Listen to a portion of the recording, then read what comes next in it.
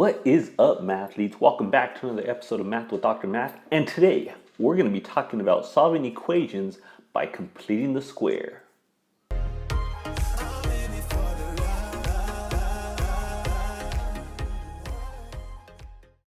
Alright, so we're going to jump in this by talking about our mission. But before we do, this message today was brought to you by the number pi. 0.1415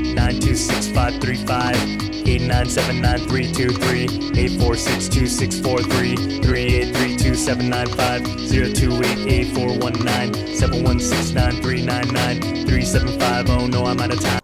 Alright, thanks to our sponsors there. Alright, so let's kind of outline the scene of where we want to go. Alright, so here's a sneak peek of where we want to go, and we're slowly going to show you how to get there. Alright, so here's the game plan. You have this quadratic equation, alright, and what we want to do is we want to complete the square. Alright, so if you don't know what that is, stick around, we're going to get into it. So that when we factor this, right, we want one side of this to be nice and factorable. So that when it factors nicely. So this, we want it to be a perfect square trinomial. So we'll give you a picture real fast of what that looks like.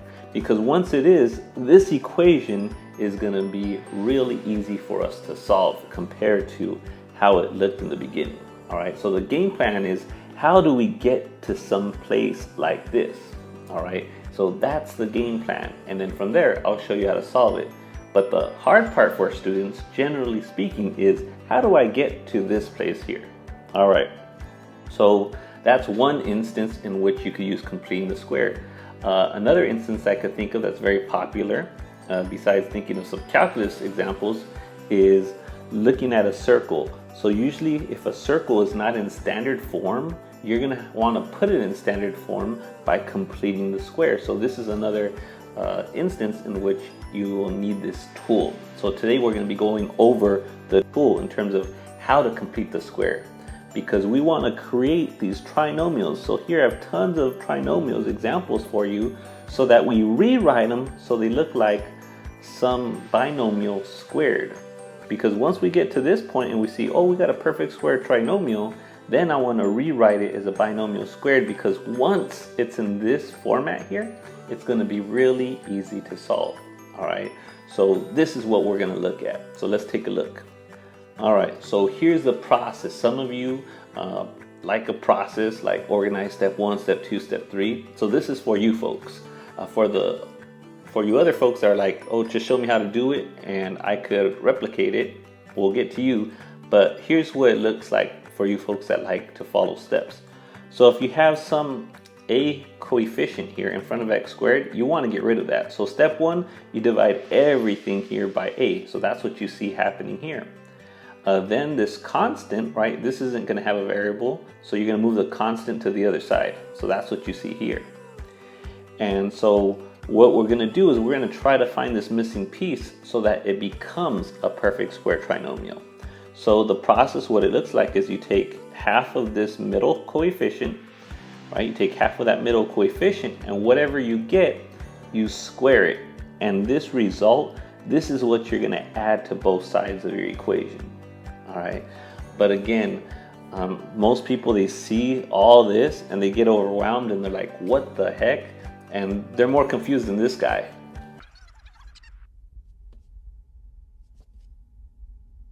All right, so let's not get to that point of confusion. Let's make sure we understand, how does this look like in practice? Because that's why you're here. So here we go. So let's start off with this equation, x squared plus 4x plus 3 equals 0. So first things first, we check out to see if there's a term, if there's a number in front of our x squared. Well, there is, and it's a 1. So whenever you see a 1, right, you should hear that music playing in the background. All right, because there's nothing for you to do. All right, if I divide by 1, it doesn't change anything. So step 1, we're good. All right, so now what we do is we look at that constant, that 3. So what we're going to do is we're going to move that 3 to the other side. Right, so let's move this mother sucker to the other side. So 0 minus 3 is negative 3. And now on our left hand side, we have it just like we wanted. All right, so here's what the properties, those steps say in English, right? This is what it translates to. you take that middle coefficient, which is our b term, right, which is 4, and you take half of it. You divide it by 2. So that 4, we're going to divide it by 2, and you get 2, right? So pretty easy, right? Then you take that 2, and whatever you get here, you just square that answer, right? So 2 squared is 4. So this is the number that you add to both sides of your equation. So the 4 is what we're going to add to both sides of the equation. So quick recap, take half of that middle number, you square it, and you add that number to both sides. All right, pretty easy. All right, so when you do that, you get x squared plus 4x plus 4.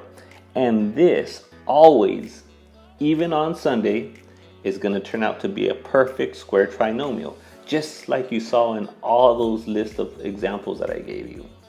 Right? So this is going to be factorable, and this is going to be really easy to factor. So you take x, and it's positive, plus, and if you wanted to cheat, whatever number you squared, that's the number that's going to be right here. So this 2 that we squared, whatever you get as from this result, right, whatever you took half of, that's what goes right here. So x plus 2 squared equals 1.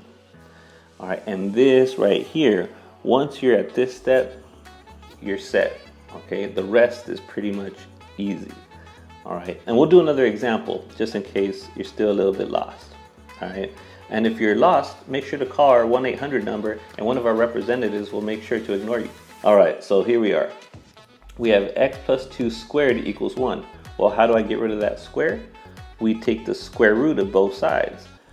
But when you take the square root, don't forget, I need a plus or minus here. So let's go ahead and let's add a plus and minus in front of that square root, because you get 2 answers. All right, so this is going to leave us with these 2 equations. You get x plus 2 equals positive 1. That's what we have over here. And x plus 2 equals negative 1 over here. So you have these 2 equations, and now we just go ahead and we solve each one. So over here we subtract 2 from both sides. All right, so these cancel. You're left with x equals negative 3. Right, so one of our answers is negative 3. Over here you subtract 2 from both sides, and you get x equals negative 1. All right, so our 2 answers are negative 3 and negative 1. All right, so follow those easy 77 steps and you're done. All right, so now let's do this a little faster, right? Now that you kind of see and understand the process. All right, so let's start off with this equation. X squared minus 4x equals negative 1. All right, this one's nice. There's no coefficient in front of here, it's just a 1. And my constant is already on the other side. So let's go ahead and we take that middle number, that negative 4. Let's do it in black here. And we're going to take half of that and you square it. So half of negative 4 over 2 is negative 2. And I square that and I get 4. So this right here, this number, that's what we add to both sides of our equation. So that's what goes here and here. So again, recap, take half of that middle number. So we did here, whatever you get, you square it, boom, and you get 4. And that's what you add to both sides, because whatever you do to one side, you do to the other side. All right, this is always going to be a perfect square trinomial. And this side, you'll be able to simplify easily. So you get 3 on this side, and on this side, I get x, and like I said, you could grab this negative 2 and bloop, drop it right there. So x minus 2 squared. So this factored perfectly. All right, so now we're solving this equation. So let's go ahead and take the square root of both sides. And when you take the square root of both sides, notice the square root and the square, they always cancel each other out. And here on this side, when I take the square root, you're left with 2 answers, the positive and the negative. All right, so one of our equations, and notice, let's go ahead and write it over here. You get x minus 2 equals positive square root of 3. So when we add 2 to both sides, you end up with x equals 2 plus square root of 3. And that's how we got this answer here. And our second equation, we get x minus 2 equals negative square root of 3. And I'm going to add 2 to both sides here. So when I add 2, we get plus 2 there, plus 2 there, and you get x equals 2 minus square root of 3. And that's how we get our second answer here. And we're going to leave it in this format, right? We're not going to simplify, we're not going to plug that into the calculator unless the problem, they tell us to. And if they ask us to, then we'll round it, all right? But this is our exact answers. All right, folks. So again, hopefully this made sense. If you have any questions, comment down below and we'll be glad to help you out. So make sure you smash that like button, subscribe, and we'll see you all in the next video. Peace.